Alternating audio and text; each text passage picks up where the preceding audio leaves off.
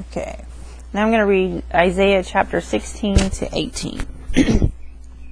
Send ye the lamb to the ruler of the land from Selah to the wilderness and to the mount of the daughter of Zion. For it shall be that as a wandering bird cast out of the nest, so the daughters of Moab shall be at the fords of Arnon.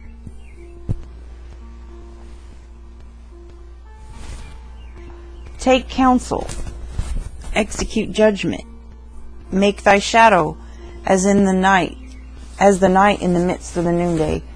Hide the outcast, bewray not him that wanders.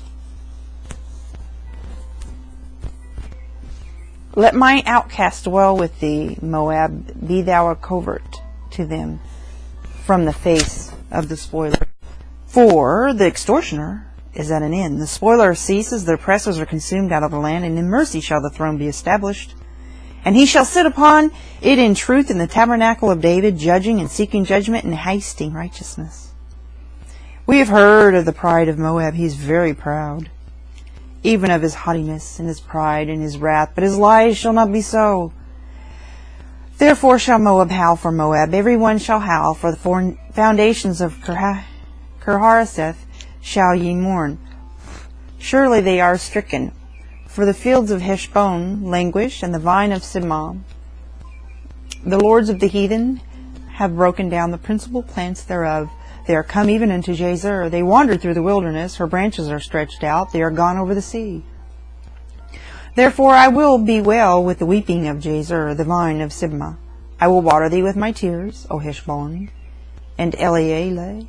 For the shouting for thy summer fruits and for thy harvest is fallen. And gladness is taken away, and joy out of the plentiful field. And in the vineyards there shall be no singing, neither shall there be shouting. The treader shall tread out no wine in their presses. I have made their vintage shouting to cease. Wherefore my bowels shall sound like a harp for Moab, and my inward parts for Kairesh. And it shall come to pass, when it is seen that Moab is weary on the high place, that he shall come to his sanctuary to pray, but he shall not prevail.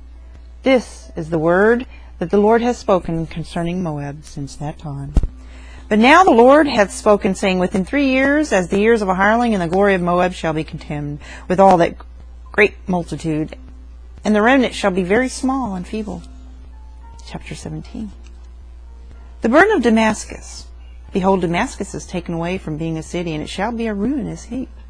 The cities of Aroer are forsaken. They shall be for flocks, which shall lie down, and none shall make them afraid.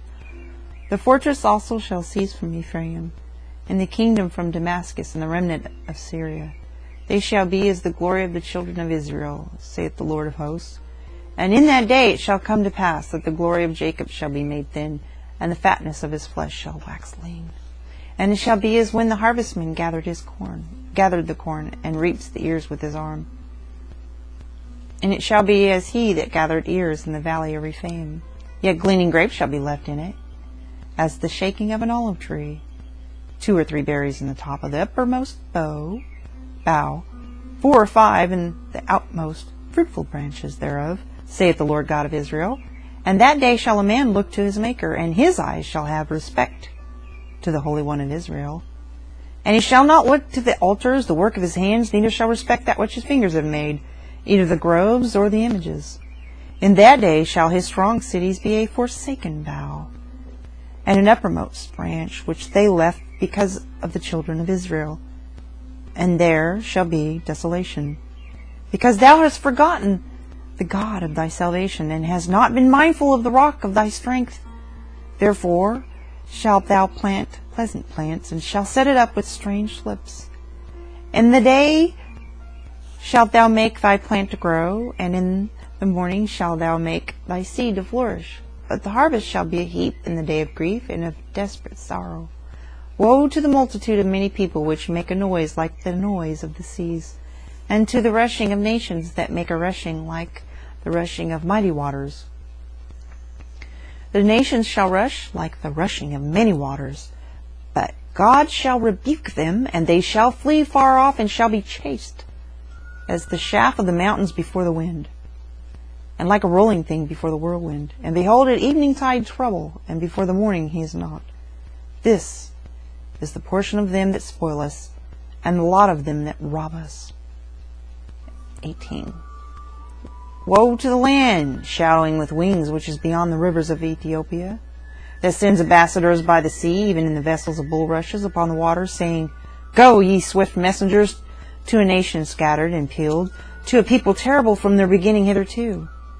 A nation meted out and trodden down, whose land the rivers have spoiled. All you, inhabitants of the world, and dwellers on the earth, see you, when he lifts up an insignia on the mountains, and when he blows a trumpet, hear ye. For so the Lord has said unto me, I will take my rest, and I will consider in my dwelling place like a clear heat upon herbs, and like a cloud of dew in the heat of harvest. For afore the harvest, when the bud is perfect, and the sour grape is ripening in the flower, he shall both cut off the sprigs with pruning hooks, and take away and cut down the branches.